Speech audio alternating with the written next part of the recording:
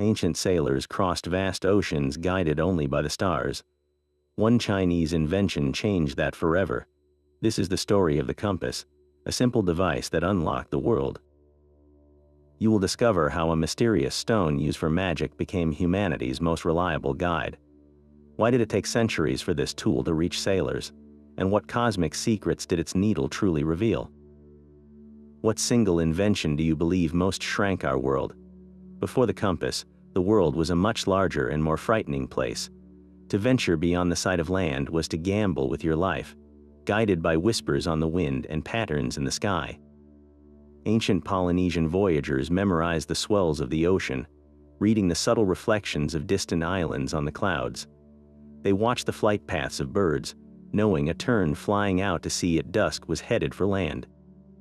The Vikings, under overcast northern skies, relied on sunstones, crystals that could reveal the sun's position even through dense fog.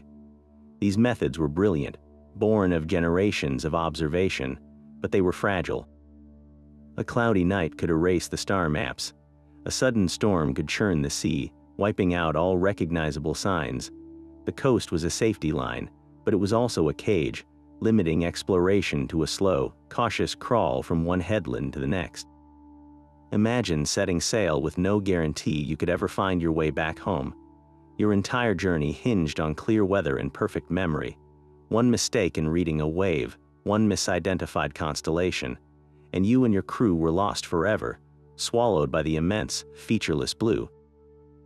This was the fundamental problem of navigation, a puzzle every great civilization struggled to solve. How do you find your way when all the familiar landmarks vanish? How do you chart a straight course across a trackless sea?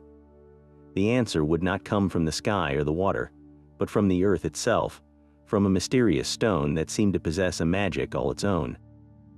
Deep in the dusty archives of ancient Chinese texts lies a description of a machine that seems to defy its own era. It was called the South-Pointing Chariot, a fantastical vehicle reportedly built for the emperor long before the magnetic compass was known. Historical accounts, like those in the records of the Three Kingdoms from the 3rd century, describe a lavishly decorated carriage topped with a small wooden figure. Its outstretched arm, they claimed, constantly pointed toward the south, no matter which way the chariot turned. This was not a simple lodestone, it was a complex assembly of gears and wheels, a mechanical wonder. The secret was not magnetism, but pure, brilliant engineering. As the wheels turned, an intricate system of differential gears would compensate for the chariot's rotations, keeping the figure locked in its southern orientation. It was an illusion of magical guidance, a feat of clockwork precision that would not be seen again in the West for over 1,000 years. But was it a practical tool for navigation?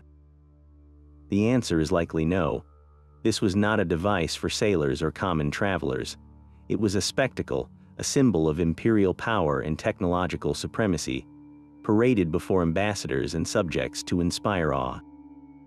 It demonstrated a profound understanding of mechanics, yet it solved the wrong problem.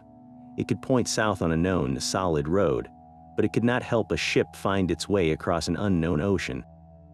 The chariot was a magnificent dead end, a proof of concept for directional guidance that was trapped on land. It showed that the desire for a reliable guide was burning in the minds of inventors, but the true solution would be far simpler and infinitely more powerful. The real breakthrough was waiting in the hands of diviners, not engineers, hidden within a humble stone that seemed to hold a piece of the cosmos itself. While the emperor's engineers built complex machines, the true key to navigation was found in the unlikeliest of places, a simple, unassuming rock. This was the lodestone, a naturally magnetic mineral that would one day guide millions. Its discovery was almost certainly an accident. Picture an ancient miner or a traveler resting upon the earth, their iron-tipped tool suddenly, inexplicably, clinging to a dark, ordinary-looking stone. It must have felt like magic, a silent, invisible force leaping from the earth itself. For the Chinese scholars who first studied it, this was not mere physics. It was a manifestation of life energy, a tangible piece of the cosmos. They called this energy Kai, the vital breath that flows through all things, from the human body to the winds and the stars. The lodestone, they believed, was brimming with this spiritual force. It seemed to be alive, possessing a will of its own as it reached out to grasp iron. This was a rock with a soul, a piece of the earth that could sense direction. How else could they explain its strange, persistent pull, its unwavering desire to align with the world? It was this mystical interpretation that shaped its first uses, not for navigation, but for divination. The very force that would one day chart the oceans was first consulted to tell fortunes and align buildings with the harmonious flows of the earth. The practical tool was hidden within a sacred object, its true potential locked away by awe. This mystical pull of the lodestone soon found its way into the hands of diviners, transforming from a curious natural phenomenon into a sacred instrument of order. They created the sinan, a device of elegant simplicity that channeled the stone's cosmic energy. A skilled artisan would carefully carve a single piece of lodestone into the shape of a polished spoon, its bowl round and heavy, its handle long and slender. This was not a random shape. The spoon mirrored the Big Dipper constellation, the celestial ladle that ancient Chinese astronomers saw as the pivot of the heavens. This earthly spoon was its cosmic counterpart, a tool to connect human affairs with the universe above. The diviner would then place this magnetic spoon onto a highly polished bronze plate, a surface so smooth it offered almost no friction. With a gentle spin, the spoon would rotate, its handle quivering before settling into a firm, unwavering position, always pointing toward the south. The bronze plate itself was not a simple tray. It was inscribed with concentric rings containing the 24 cardinal directions and the constellations of the sky, a map of the entire cosmos laid out in gleaming metal. This was the world's first compass, but its purpose was to align the spiritual world, not to guide a ship. A master diviner would consult the sinan to determine the most auspicious location for a tomb, ensuring the departed would rest in harmony with the earth's energy. He would use it to orient a new home or a palace, aligning its walls with the invisible currents of Kai to bring prosperity and health to its inhabitants. Every spin of the spoon was a conversation with the forces of nature, an attempt to bring human life into balance with the cosmos. The sinan was a profound philosophical instrument, yet it held within its spinning form the seed of a revolution. The diviners, focused on the heavens and the earth's breath, had in their hands a perfect directional device. They were using a reliable guide to the cardinal points, but they were looking right through its most practical application, seeing only the magic and missing the map. The tool that could chart the entire world was being used to position a single building. This cosmic spoon, however, could not remain confined to the diviner's bronze plate forever.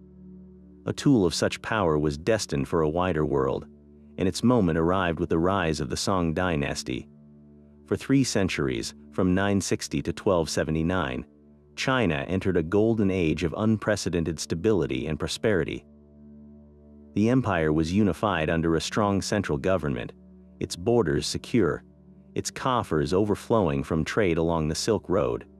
This was an era of brilliant minds and explosive innovation, a Chinese renaissance where the pursuit of knowledge was not just encouraged, it was a state priority. With the immediate threats of war and famine receding, a new spirit of scientific curiosity flourished. Scholars and artisans were no longer focused solely on survival or spiritual harmony. They turned their attention to improving commerce, mastering the seas, and understanding the physical world with a newfound precision.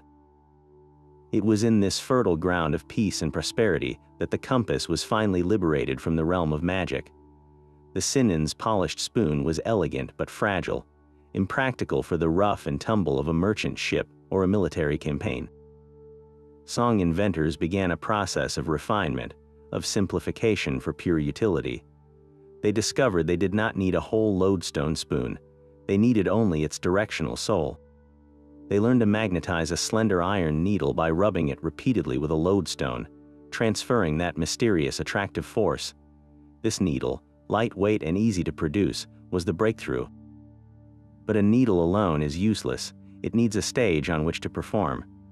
The first solution was as simple as it was ingenious, they would float it. A delicate steel needle was placed upon a sliver of wood or a reed, then set gently upon the surface of a bowl of water. Suspended by water's tension, freed from friction, the needle would sway and then settle, steadfastly pointing north and south. This was the birth of the wet compass, a device that was no longer a cosmic oracle, but a reliable, reproducible tool. It was cheap, it was portable, and for the first time in history, it could be used anywhere, even on the pitching deck of a ship in a stormy sea. The diviner's complex ritual had been distilled into its most essential form, a needle on water, pointing the way to a new age of exploration. This floating needle was a quiet revolution. The method for its creation was deceptively simple, yet it required a profound leap in thinking. Instead of carving a cumbersome spoon from the lodestone itself, a Song Dynasty artisan would take an ordinary sewing needle and repeatedly stroke it with the magnetic rock. Each careful, deliberate pass transferred that invisible cosmic force, turning a common household object into a sliver of magnetized iron. The lodestone was no longer the tool, it had become the creator of tools. This act of magnetization was like imparting a soul to an inanimate object, giving the needle a single, unwavering purpose, to find its alignment with the world. But a magnetized needle alone is just a piece of metal that tugs at nearby iron. Its true potential was unlocked by the second, equally ingenious part of the invention, the water basin. By placing the needle on a tiny, buoyant platform, a sliver of reed or a chip of wood, and setting it afloat, the inventors did something brilliant. They suspended the needle in a state of near weightlessness, freeing it from the grip of friction. On that calm surface of water, the slightest magnetic pull could act upon it. The needle would tremble, spin slowly, and then, with a final, decisive turn, it would lock into place, its axis stretching from north to south. This was the wet compass, a device of stunning elegance and reliability. Imagine the first time a sailor on a river junk saw this, on a day when the sky was a featureless gray sheet, when no shadow fell to give a hint of the sun's position. This simple bowl of water held a tiny, spinning oracle. It did not need to see the stars. It did not care about the clouds. It responded to a force deep within the planet itself, a guidance system that was always on, always true. The diviner's complex ritual, once confined to a polished bronze plate, was now distilled into its purest form, a tool so simple and cheap that it could be carried by anyone, from a merchant navigating inland canals to a captain daring to venture beyond the sight of land. Yet this elegant floating needle had a critical weakness. A sudden wave or a strong gust of wind could easily swamp the bowl, sending the precious magnetized needle to the bottom of the ship.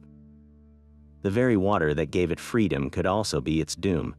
For true blue water sailing, for voyages across the open ocean where storms were a constant threat, a more robust solution was needed. The answer emerged from the workshops of master craftsmen, who transformed the delicate wet compass into a rugged, reliable dry compass. They abandoned the water entirely.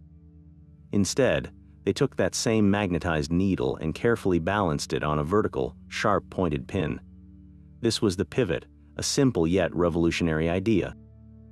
The needle, now suspended from a single, nearly frictionless point, could swing freely in any direction, reacting instantly to the Earth's magnetic pull without ever touching another surface. It was no longer a floating leaf, but a spinning dancer on a pinpoint stage. To protect this delicate dancer from the elements, they enclosed the entire apparatus within a sealed, transparent case, often made of glass or polished crystal. This protective box kept out the salt spray and the howling wind, allowing a sailor to simply peer through the clear lid and read his heading. The dry compass was born, a device that could withstand the violent pitching of a ship in a gale. It was no longer a fragile scientific instrument. It was a piece of essential maritime equipment, as vital as the ship's rudder or its sails. This single refinement, from a bowl of water to a needle on a pivot inside a box, turned a clever novelty into the cornerstone of global exploration. The world's oceans were finally, truly, about to be unlocked. But this compass was far more than a simple pointer. It was a miniature universe, an artistic masterpiece that reflected a deep cosmological belief system. The boxes that protected the needle were not plain containers. They were ornate discs of wood or bronze, often coated in lustrous black or red lacquer. Upon this smooth, dark surface, artisans would inlay intricate designs in mother-of-pearl, gold, or silver. At the very center of this disc lay the most important symbol, the bagua, or the 8 trigrams. These were not mere decorations. Each of the 8 three-lined symbols represented a fundamental force of nature: heaven, earth, thunder, wind, water, fire, mountain, and lake. They formed a circular map of all possible changes and interactions in the cosmos, a philosophical key to understanding the universe's constant flow. The compass needle spun at the heart of this symbolic cosmos, its alignment providing a direct reading of the world's energetic state. Surrounding the bagua was a ring of the 24 directions, a precise system far more detailed than our simple north, south, east, and west. These directions corresponded to the 24 solar terms of the Chinese calendar, linking navigation directly to the agricultural cycle and the movement of the sun.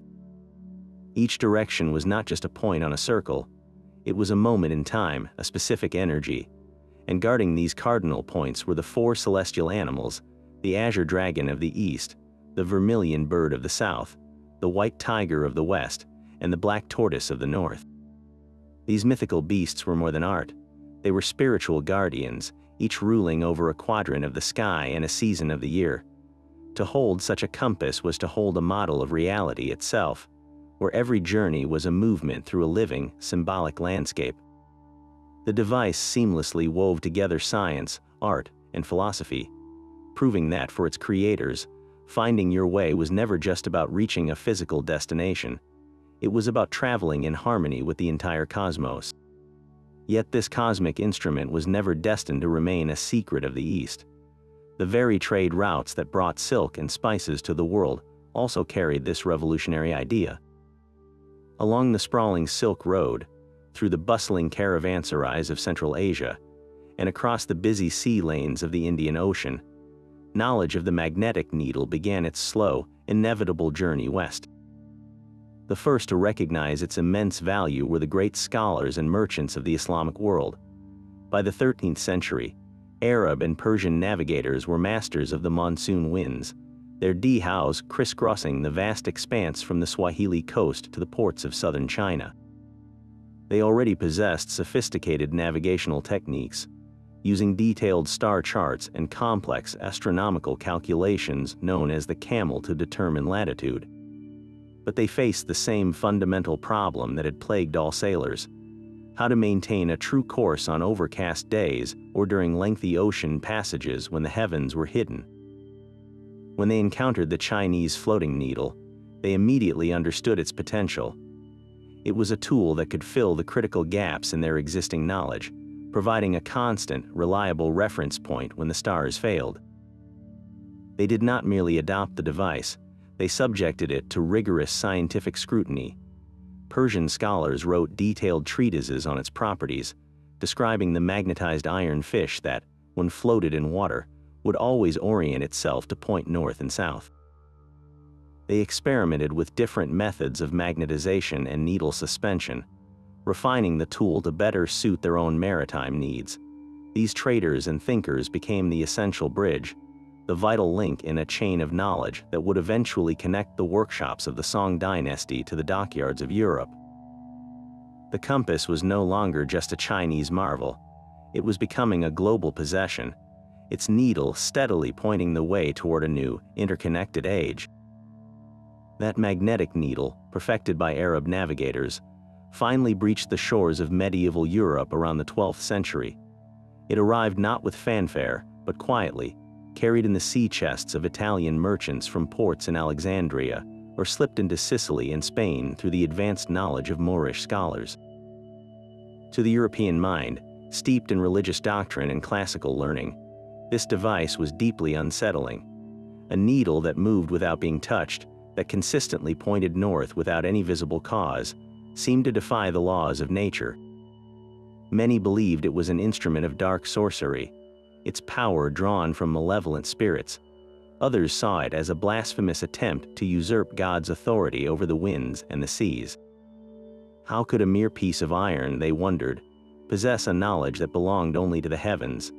This initial fear and suspicion meant the compass was at first a closely guarded secret among a few savvy mariners, a clandestine tool used only when absolutely necessary, when the fog was too thick and the stars had vanished.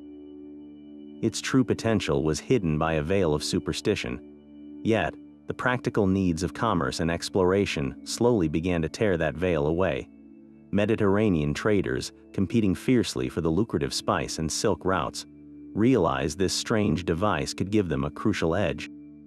A captain with a compass could maintain his course through a week of overcast weather, while his rivals were forced to heave to and wait, losing precious time and money. The compass began to transform the European relationship with the sea itself. No longer were sailors entirely at the mercy of the elements. They could now venture out into the open ocean with a newfound confidence, trusting in the silent, unwavering pull of the needle. This was a profound psychological shift. The sea was slowly being demystified, transformed from a terrifying, unknowable abyss into a pathway that could be charted and mastered. The age of clinging to coastlines was drawing to a close, and the age of crossing vast, empty blue expanses was dawning. What began as an object of fear was steadily becoming the most trusted guide, a tiny iron key poised to unlock the gates to the entire globe. That tiny, trusted needle gave European captains an unshakable nerve. For the first time, they could dare the unthinkable, to sail directly into the empty heart of the ocean, trusting a piece of magnetized iron to lead them to the other side. This was the psychological leap that launched the age of exploration. Christopher Columbus, venturing into the western sea of darkness in 1492, did not just carry a compass, he carried its promise. When his crew grew mutinous, terrified by the endless, unfamiliar waters and the absence of any known landmarks, his compass remained his ultimate authority.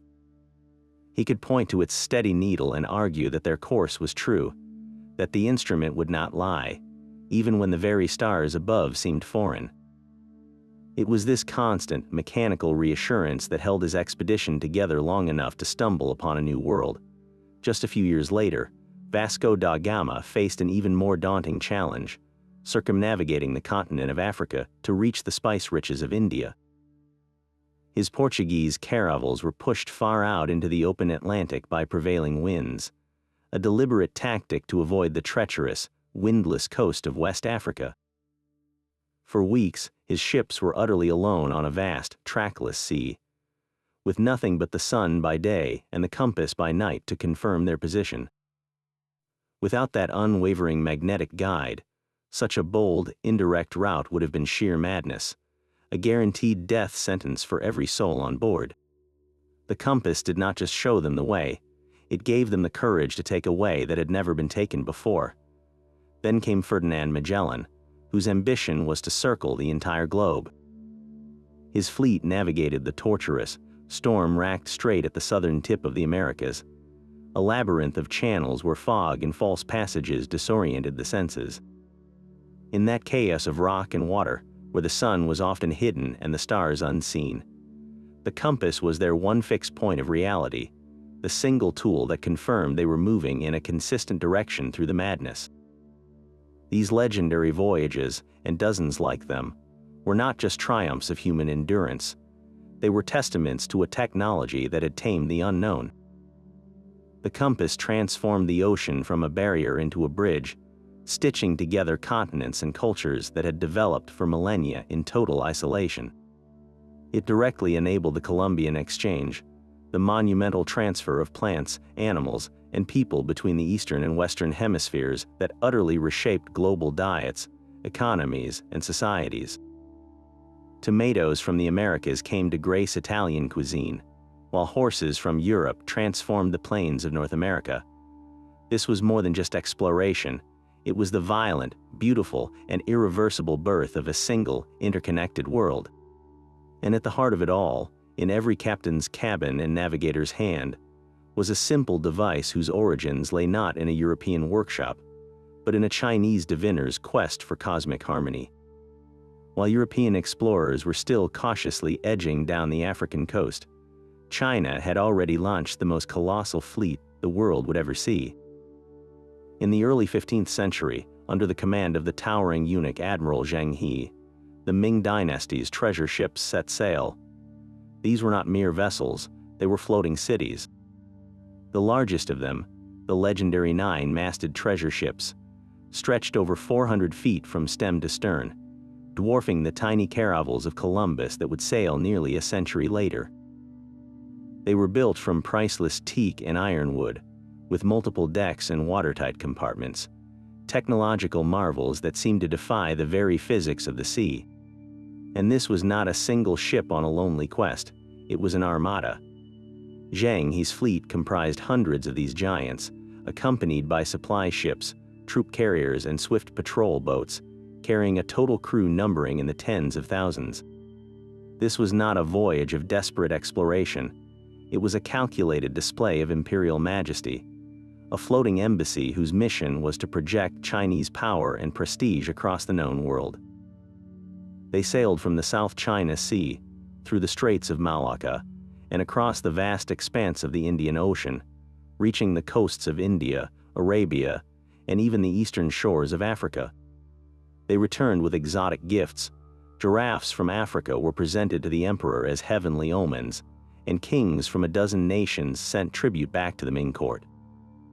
But such a grand, coordinated endeavor over such immense distances would have been utterly impossible without one crucial piece of technology. The compass was the nervous system of this entire operation. On a ship so large that it could carry a small forest's worth of timber, the traditional methods of navigation were useless. You could not feel the subtle swell of the ocean from such a stable platform, and reading the stars from the deck of such a behemoth required a fixed, reliable reference point. The fleet's navigators used the compass with a precision never before seen. They did not just use it to find north, they employed it to sail precise courses, known as needle routes. Their sailing manuals recorded the exact compass bearings between every major port and landmark, creating a detailed magnetic roadmap of the entire Indian Ocean. A ship's pilot would have multiple compasses at his disposal, cross-referencing them to ensure absolute accuracy on journeys that lasted for years. The compass allowed this colossal fleet to move as a single, coordinated entity, to rendezvous after storms, and to strike out across open water with unwavering confidence. It was the technological bedrock that turned a symbolic display of power into a practical, repeatable feat of global navigation. The treasure voyages represent the absolute pinnacle of Chinese maritime achievement, a moment when their invention had perfectly merged with their ambition, allowing them to dominate the seas not through force, but through the sheer, undeniable power of superior technology and organization. Yet the very instrument that guided Zheng He's magnificent fleets would soon point toward a starkly different future.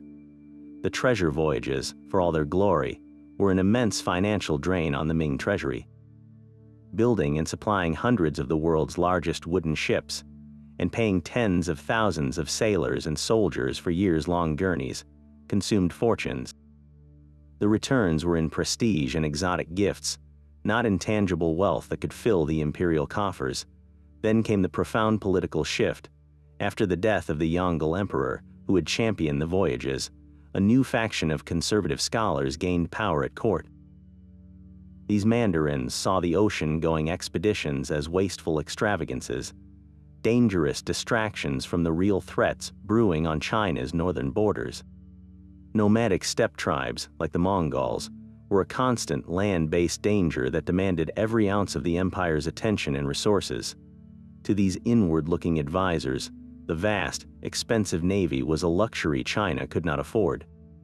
They argued for a return to Confucian ideals, which valued agricultural stability and border defense over foreign adventure and trade. The result was one of history's most decisive and dramatic turnarounds. By the mid-15th century, the court issued edicts halting all construction of ocean-going ships and effectively scuttled the greatest fleet the world would ever see. Records of the treasure voyages were destroyed, and the very knowledge of how to build such colossal vessels was allowed to fade away. It was a deliberate act of forgetting, a conscious choice to turn away from the sea. The compass, once the key to global connection, was left with nowhere to go. This retreat inward created a historical hinge point of breathtaking consequence. What if China had maintained its naval supremacy? Imagine a world where Chinese colonies dotted the Americas before Europe ever arrived, where the common language of global trade was Mandarin, and where the technological torch of the Renaissance was passed from east to west. The compass had given China the key to the world, but a fearful court, looking north at the deserts instead of east at the ocean, decided to lock the door and throw away that key.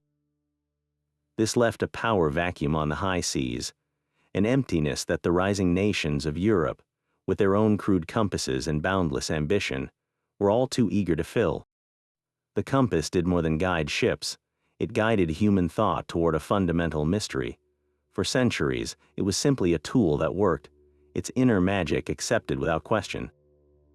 But every time that needle quivered to a stop, pointing unerringly north, it posed a silent, profound question to the scholars who studied it. Why? What invisible hand was guiding this piece of metal? The Chinese philosophers who first pondered this were not just engineers, they were cosmologists, and they reached for a concept that permeated their entire worldview, Kai.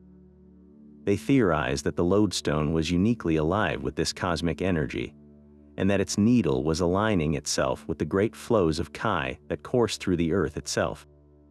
They saw the planet not as a dead rock, but as a living, breathing entity, and the compass was its pulse, a direct line to its energetic poles. This was a revolutionary idea, that the entire globe possessed a magnetic soul, with a defined axis and poles that could interact with a magnetized object. They even understood that the magnetic north was not a perfect, singular point. As early as the Song dynasty, the brilliant scientist Shen Kuo recorded careful observations of magnetic declination, the slight but measurable difference between true north and magnetic north. He noted that the needle did not point directly at the pole star, but deviated slightly to the east. He theorized that this was because the flows of the Earth's magnetic energy were not perfectly symmetrical, a hypothesis that was centuries ahead of its time. The compass, in its relentless reliability, had revealed its first great secret. The Earth itself was a giant magnet, but this only raised deeper, more troubling questions. If the Earth was a magnet, what was the source of its power? Was this magnetic force eternal, or did it change over time? How could something so vast and solid generate an invisible field that reached out into space to tug at a tiny needle? The practical tool had become a philosophical provocateur, forcing the brightest minds to confront the very nature of the planet they stood on. It would take hundreds of years and a scientific revolution in the West to even begin formulating the answers, but the questions themselves were born in the hands of those who first watched a spoon spin on a bronze plate. That same magnetic needle that guided ships also provided the foundation for order on land. While sailors were charting the oceans, Chinese surveyors and engineers were using the compass to map the empire itself, imposing a grid of precision upon the sprawling landscape. They employed it to lay out the boundaries of vast agricultural fields, ensuring irrigation canals ran straight and true. When planning a new city or imperial capital, the compass was the first tool out of the box. The ideal city was a perfect square, aligned with the cardinal directions, its main gates facing north, south, east, and west. This was not just for aesthetics, it was a profound statement of cosmic order, a human settlement mirroring the symmetry of the heavens. The surveyor's compass allowed them to project this perfect geometry onto the irregular terrain, creating a blueprint for civilization that was both practical and philosophical. The most detailed maps of the ancient world, the ones that showed river systems, mountain ranges, and the distances between towns with remarkable accuracy, all relied on compass bearings to establish their fundamental orientation. The empire was being measured, understood, and controlled, one magnetic heading at a time. But this quest for perfect alignment went far beyond mere cartography. It blossomed into an entire art of living, known as feng shui, the way of wind and water. Here, the compass evolved into its most complex and beautiful form, the luopan.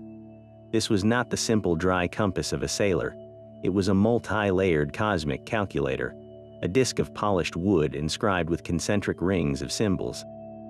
At its heart still spun the magnetized needle, but now it was surrounded by the bagua, the 24 directions, the 5 elements, and the constellations of the stars. A feng shui master would not just use it to find north. He would use it to read the invisible currents of Kai that flowed through a property. He would place the luopan at the center of a building site and carefully observe how the needle settled.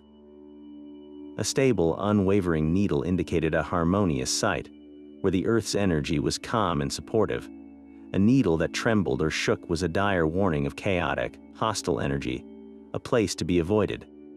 Every decision, from the orientation of a home's front door to the placement of a bed or a desk, was guided by this intricate reading. The front door, considered the mouth of Kai, had to face an auspicious direction to welcome in prosperity and health. A kitchen stove, representing fire, needed to be positioned in a way that balanced the water element of the bathroom.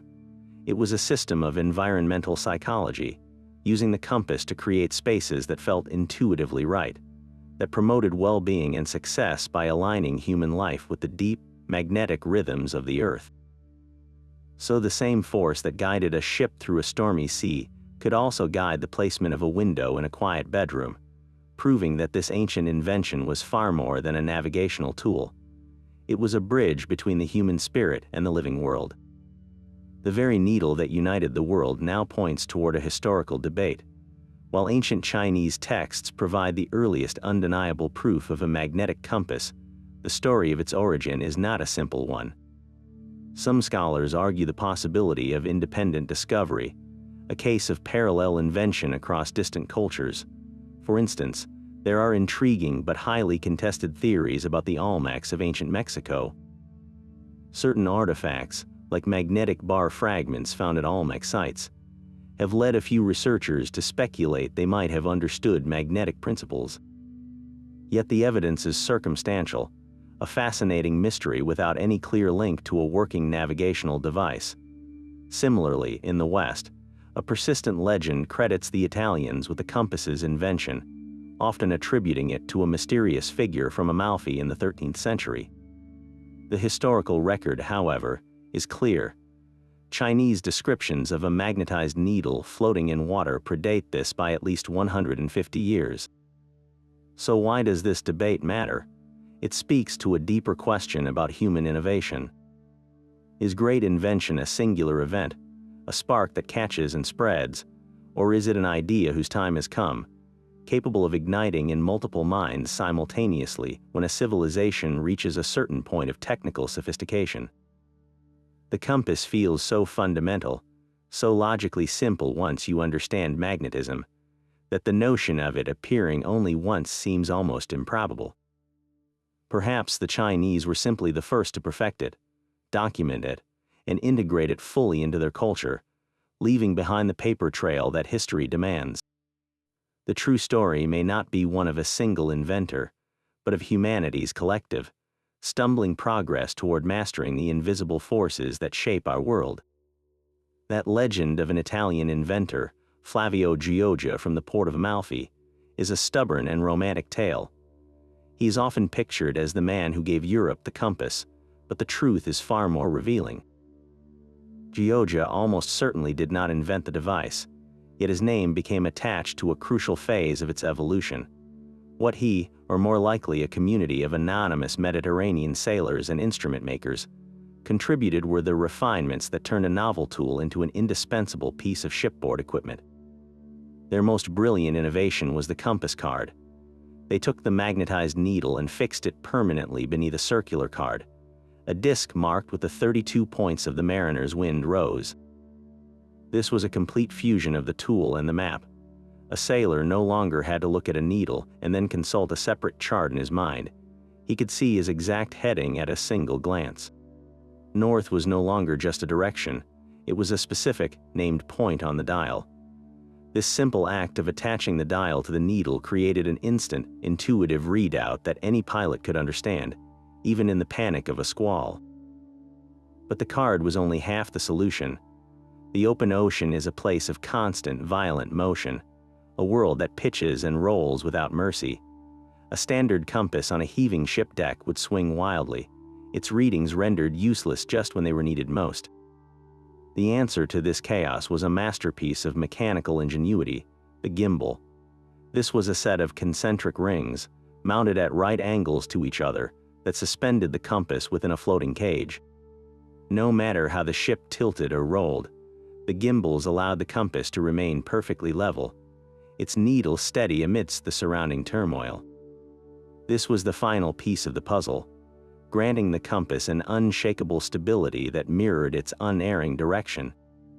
With the card and the gimbals, the European compass became a robust, reliable, and utterly essential organ of the ship, a steady mechanical heart beating at the center of the storm, guiding explorers into the void with a confidence that would have been unimaginable just a century before. That steady needle offered a freedom the stars never could. Celestial navigation was a high art, a skill passed down through generations of master navigators who spent a lifetime memorizing the night sky. They tracked the North Star's altitude to gauge their latitude, watched for specific constellations to mark the seasons, and used complex instruments like the astrolabe to measure angles between the horizon and celestial bodies. This was a beautiful, intricate dance with the cosmos, but it was a dance that required a clear partner. A single overcast night could plunge a ship into a state of complete directional blindness. A week of storms could leave even the most experienced pilot utterly lost, with no way to correct his course until the skies cleared. The compass shattered these limitations. It did not require a cloudless night or a visible sun. It worked under a blanket of fog, in the driving rain, and in the pitch black of a moonless midnight. Its guidance was constant and unwavering, a silent promise of orientation no matter what the heavens were doing. More importantly, it democratized navigation. With a compass, a common sailor did not need to understand the intricate movements of the planets or own expensive astronomical tables. He simply needed to watch the needle. This single tool transformed a rare and elite skill into a basic, transferable competency. A captain could now train his crew in a matter of days, not years, empowering every man on board with the confidence to understand their path across the sea. The compass shifted the very source of truth from the distant, unreachable cosmos to the immediate, tangible pull of the earth itself, turning every sailor into a master of his own destiny. These silent witnesses to the past lie buried in the earth, waiting to confirm the written word. While ancient texts describe the Sinan and the floating needle, archaeology provides the tangible proof, the physical objects that bridge the gap between legend and history. The most compelling evidence often comes from tombs, sealed time capsules intended to provide for the deceased in the afterlife. Within these chambers, archaeologists have uncovered polished bronze plates, their surfaces still gleaming after millennia. These are not random discs. They are the very platforms used for the Sinan divination ritual. Found alongside them, in a few rare and fortunate instances, are the carved lodestone spoons themselves, their forms matching the ancient descriptions perfectly. To hold one is to feel a direct connection to a diviner from the Han dynasty, a man who believed he was holding a piece of the stars in his hands, yet finding a complete, functional early compass is an archaeologist's dream, precisely because its components were so fragile. The very simplicity that made the wet compass revolutionary also destined it to vanish. A sliver of wood, a reed, a bowl of water, and a thin iron needle. These are the most perishable materials imaginable. Wood rots, iron corrodes into a pile of reddish dust, and water evaporates without a trace. A compass from 1,000 years ago, left in a shipwreck or abandoned in a workshop, would leave behind almost nothing for us to find.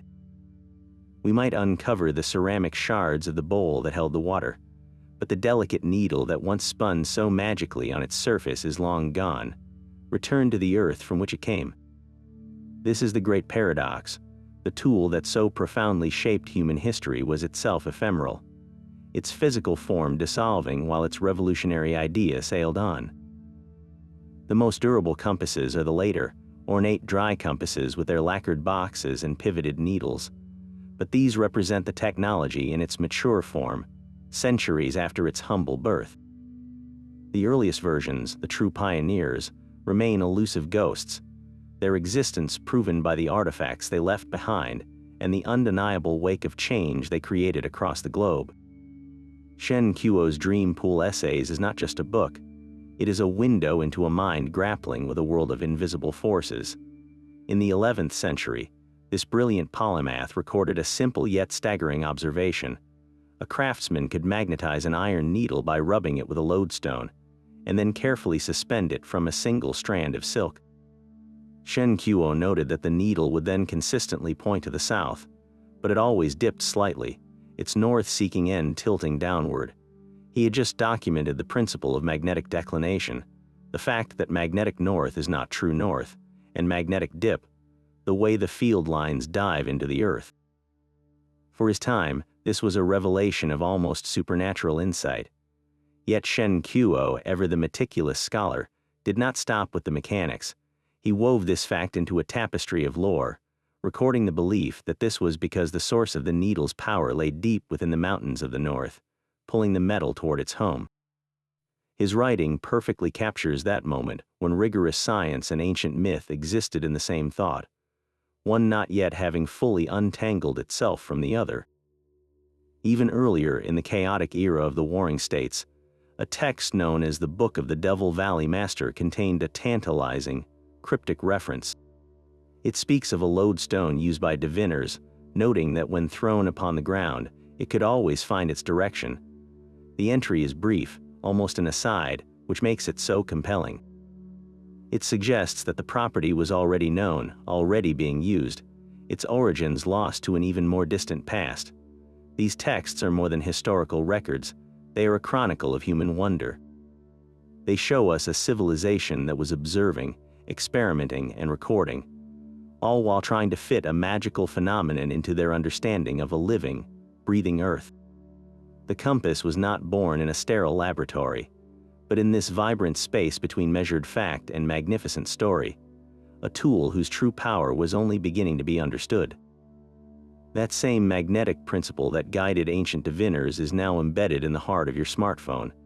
Tucked away inside the slim device in your pocket is a microscopic version of the lodestone spoon, a tiny sensor called a magnetometer. It performs the same fundamental task as the needle on Zhang He's treasure ship, detecting the Earth's magnetic field to determine direction.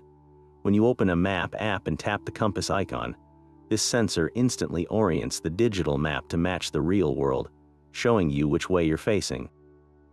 This is not a simulation, it is the direct descendant of the Sinin, using solid-state physics to achieve what a spinning spoon on bronze once did. But the modern world demands more than just north. For a car's navigation system to guide you through a labyrinth of city streets, or for an aircraft to navigate across a featureless ocean, a simple compass heading is not enough. This is where the ancient tool has merged with a space-age counterpart, the Global Positioning System. GPS uses a constellation of satellites to triangulate your exact location on the planet with astonishing precision. Yet GPS has a critical weakness. It can tell you where you are, but it cannot tell you which way you are facing. A device could be moving backward or sideways, and the GPS signal alone would be confused. This is where the humble compass sensor completes the picture. By combining the satellite's pinpoint location data with the magnetometer's unwavering sense of direction, your phone or your car's navigation system knows not just your position, but your orientation. It can tell if you're walking north on Main Street or south. It can guide a pilot to a runway alignment in thick fog, and it can direct a massive container ship through a narrow canal.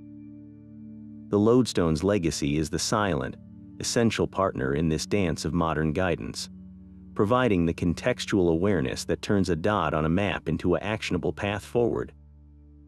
From a feng shui master aligning a home for harmony to a drone pilot plotting a delivery route, the fundamental human need to find our way remains constant, answered by a force as old as the planet itself. Even with its profound legacy, the compass guards its earliest secrets closely. The gap of nearly 1,000 years between its first use for divination and its adoption for maritime navigation presents one of history's most intriguing puzzles. Why did such a powerful directional tool remain locked in the hands of philosophers and mystics for so many centuries? The answer may lie in the very worldview that birthed it. For the scholars of ancient China, the cosmos was an interconnected whole, where humanity's role was to seek harmony with nature's invisible flows. The compass was not seen as a mere instrument, but as a sacred bridge to that cosmic order. Its purpose was to align temples, tombs, and cities with the fundamental energies of the earth, a spiritual necessity that far outweighed any practical application for mere travel. To use this cosmic oracle for something as mundane as guiding a merchant ship might have been considered a profound, even disrespectful, misuse of its power. It required a shift in thinking, from seeking harmony with the universe to seeking dominion over the physical world, before the compass could be stripped of its mystical role and embraced for its sheer utility. This intellectual journey, from the philosophical to the practical, took generations. Are there even earlier prototypes we have yet to uncover? The historical record is a collection of fragments, and the most fragile inventions often leave the faintest traces. The first compass was likely nothing more than a lodestone shard on a leaf in a puddle, a fleeting experiment by an unknown observer that vanished without a written trace.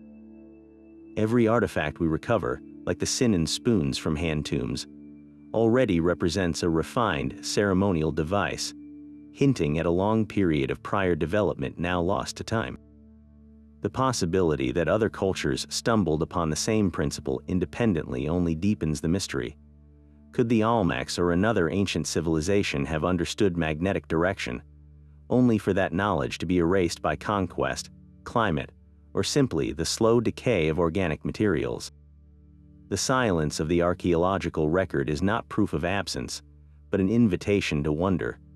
These unanswered questions are what keep the story of the compass from being a simple timeline.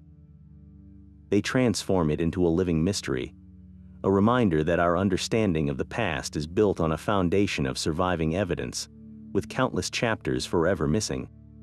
This simple device became far more than a piece of technology. It evolved into a profound cultural icon. In China, the compass was never just a pointer, it was a physical embodiment of wisdom itself. It represented the ideal of a clear and unwavering mind, one that could discern true direction amidst the chaos of life, just as the needle found north amidst a stormy sea. It stood as a promise of guidance, not merely across physical landscapes, but through moral and philosophical dilemmas. Most importantly, it was a permanent reminder of the need for harmony with the universe. Its function was a perfect metaphor for the Taoist principle of Wu Wei, or effortless action, where one aligns with the natural flow of the cosmos rather than fighting against it. The needle did not struggle to find its bearing, it simply settled into its preordained place in the cosmic order. This symbolism was woven into the very fabric of society, from the emperor who used it to align his rule with the mandate of heaven, to the scholar who sought to align his life with the path of righteousness. When this concept traveled west, its symbolic meaning transformed to fit a new worldview. In the hands of European explorers and Enlightenment thinkers, the compass shed its mystical skin and became a powerful emblem of the age of reason. It symbolized humanity's triumphant use of logic to conquer the unknown, a tool that replaced superstition with demonstrable mechanical truth. It stood for the spirit of exploration, the courage to venture into the intellectual and geographical unknown, trusting in the power of human ingenuity to find the way. The compass became a symbol for finding one's personal path, a moral and intellectual guidepost in a world that was rapidly expanding its horizons. So the same object came to represent two different forms of seeking. For the East, it was about finding your place within a harmonious cosmos, and for the West, it was about finding your way to conquer a new world. This dual legacy reveals a fundamental truth about the compass. Its greatest power may not have been in pointing toward a destination on a map, but in guiding the human spirit itself. From a cosmic spoon spinning on a bronze plate to the steady beat of a ship's compass, this journey transformed our world. It began as a philosopher's key to the heavens and ended as a sailor's key to the globe. The humble compass stands proudly among China's 4 great inventions, alongside paper, printing, and gunpowder. Yet its impact is uniquely profound. It did not just record information or project power. It built bridges across the terrifying emptiness of the open ocean. This single device collapsed vast, insurmountable distances, stitching together continents that had drifted apart for millennia. It enabled the treasure fleets of Zheng He to project majesty and the caravels of Europe to stumble upon new worlds, directly enabling the Columbian Exchange that reshaped every ecosystem and society on Earth. The course of human history, with all its clashes and connections, was forever altered by the unwavering pull of a magnetized needle. It is a testament to an idea so powerful that it could not be contained, traveling from the hands of a diviner to the helm of a ship, and finally into the pocket of every person with a smartphone. So much of our modern, interconnected world traces a line back to that first observation of a mysterious stone's pull. Which ancient invention do you believe most profoundly shaped the world we live in today? Share your thoughts in the comments below.